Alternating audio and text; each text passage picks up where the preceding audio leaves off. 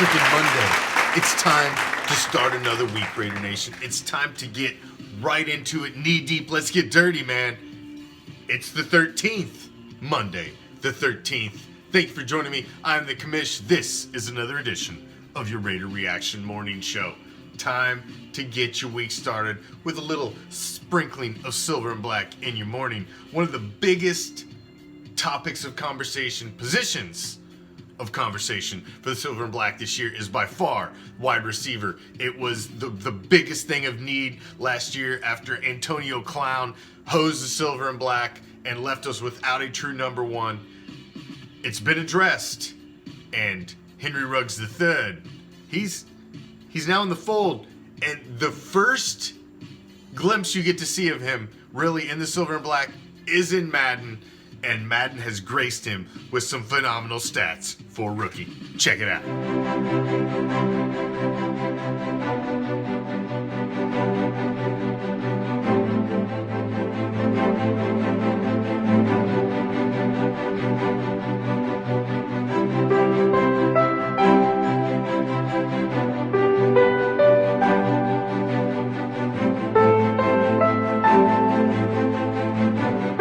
Sticking with wide receivers, the battle itself that is looming. Who's going to be the starting squad catching the rock?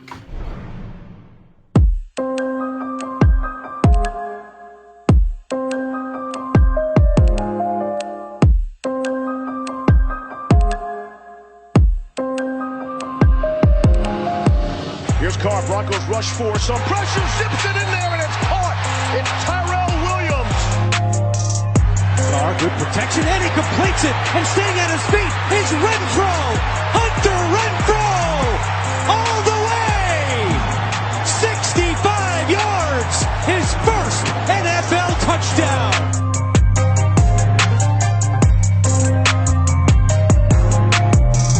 Gonna go deep, has it wide open, that is Gafford for the touchdown!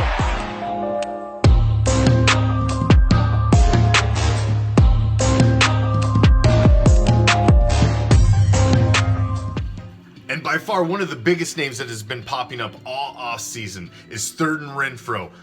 A lot of people have some huge expectations for Thurman Renfro. One of them has a little insight as well. It's not always the number one guy. So Kenny Golladay was it last year. Cooper Kupp, Mark Andrews, and Devontae Parker were the top four guys. So for me, I'm looking at a guy that's going to be like a 1A or like maybe a slot guy that gets a lot of touches. Hunter Renfro. You got Ruggs, you got Tyrell Williams, you got Darren Waller in Las Vegas, and Hunter Renfro is going to be that guy that gets the ball, gets the matchups down in the red zone. He's going to get a ton of touches, and I know because I got a little inside source. Derek loves the guy, so he's going to get a lot of opportunities. Now, we don't just want to stick on the offensive side of the ball. We've got to look at the defensive side too. So let's look at the battle in the trenches, man. You have Cleve Farrell, who is that number one pick for the Raiders last season. Mad Max, who is the big, huge diamond in the rough that was found. The Condor. And then you got the guys in the middle too. It's going to be interesting as the defense has really got a little pump up put into it for 2020. It's going to be very interesting. Take a look at the battle in the trenches.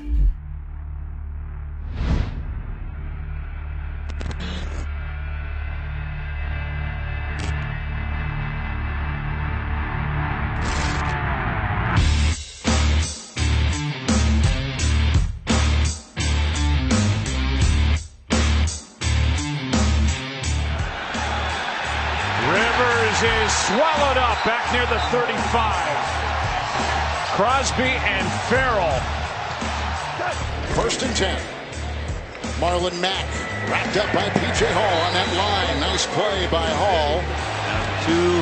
Here comes the blitz. Look out. He's going to get spun down at the 25-yard line. Malik Collins.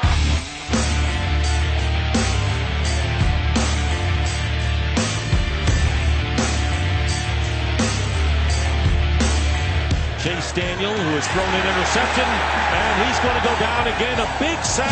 Maurice Hurst. Finley under pressure, got hit from behind, and the ball is loose inside the 30-yard line. handoff to Hyde. He cannot get away from P.J. Hall.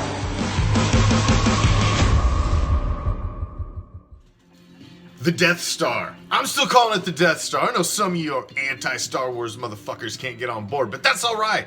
That's what I'm calling it until it earns its own true nickname. Allegiant Stadium, the Death Star. It's looking beautiful.